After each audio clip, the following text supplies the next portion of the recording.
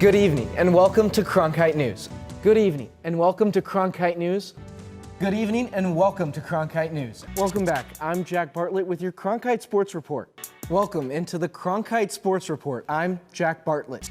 Welcome back. I'm Jack Bartlett with your Cronkite Sports Report. Tonight on Cronkite News, the second anniversary of the Supreme Court's decision to overturn Roe v. Wade marked across the country. Tonight on Cronkite News, the Big 12 commissioner visits the Valley weeks before Arizona and ASU join the league. What he says the team needs to do to be successful. And another twist in the Coyotes saga, the auction for a plot of land in North Phoenix that could have housed a new stadium and entertainment district is canceled. Plus, is there any rain headed our way? Your full forecast is up next. And how the little one's move is going so far. This little cub is adjusting to life in a new zoo with new brothers, new sisters, and a new mom. The Phoenix Mercury will be playing again at home tonight as they take on one of the best teams in the league and the Connecticut Sun. Now, Caitlin Clark, the basketball player, may have left town, but there's another Caitlin that's here to stay. That's because this Caitlin is a city planner for Scottsdale with the same exact name, but not quite the athletic prowess of the Fever player.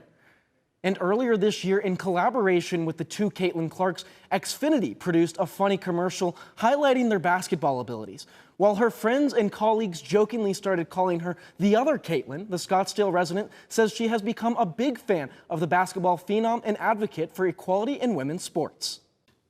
The Phoenix Suns played in their first NBA 2024 Summer League game over the weekend, and things did not go their way. They lost 90-73 to the Warriors. The Suns were led by guard Michael DeVoe, who scored 19 points, while the Suns' two 2024 draft picks struggled, combining for just 12 points. Summer League head coach Vince LaGarza said the team will look to move the ball better next week. Onto the professional level, the Phoenix Mercury needed double overtime to beat the Dallas Wings 97-90 on Sunday. Phoenix has won back-to-back games and 3 of their last 4 following a 4-game losing streak.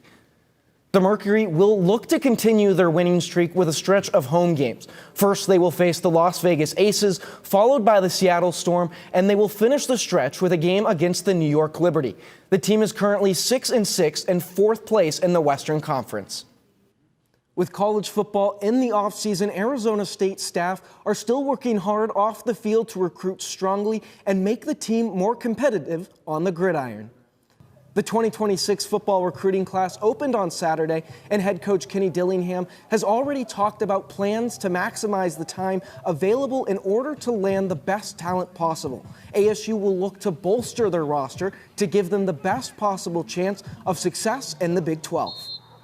The U.S. Golf Association held one of its amateur golf qualifying events right here in Arizona. 78 amateur golfers from the U.S., Canada, and even Thailand teed off for a chance to compete for a spot in the 124th Amateur Golf Championship. The event was held at the Desert Highlands Golf Club in Scottsdale, Arizona. Out of the 78 golfers that competed, 8 golfers qualified for the playoffs and 2 qualified as alternates. Local Arizona golfer Kurt Watkins is one of the 8 qualifiers that will represent Arizona and is excited by what the presence of the USGA can do for Arizona. The federal classified documents case against former President Trump has been dismissed. The judge in the case, Eileen Cannon, ruled on Monday that the appointment of the special counsel violated the Constitution. Special counsel Jack Smith had charged the former president for allegedly mishandling top-secret documents after leaving the White House and accused Trump of endangering national security. Smith can appeal the decision. In Washington, D.C., pro-choice groups took to the Supreme Court to protest the decision that took away the constitutional right to abortion. The Supreme Court decision in 2022 reverberated around the country, forcing states like Arizona to decide for themselves if they want to make abortion legal. Outside the courthouse, there were shouts of anger, calling for the rights of women to choose, but for every pro-abortion sign, there was an anti-abortion sign as well, as counter-protesters made their voices heard. Yeah, that's right, Rachel. Folks across the state are preparing for massive amounts of rain over the next few days. In fact, the southern part of the Sunshine State could see up to 10 inches of rain or more over the next few days. It's pretty dry so far, as we can see in this video from Hollywood Beach, but the major rain is expected to begin Tuesday and last through the weekend. The rain comes at just the right time because parts of South Florida have been under moderate to severe drought.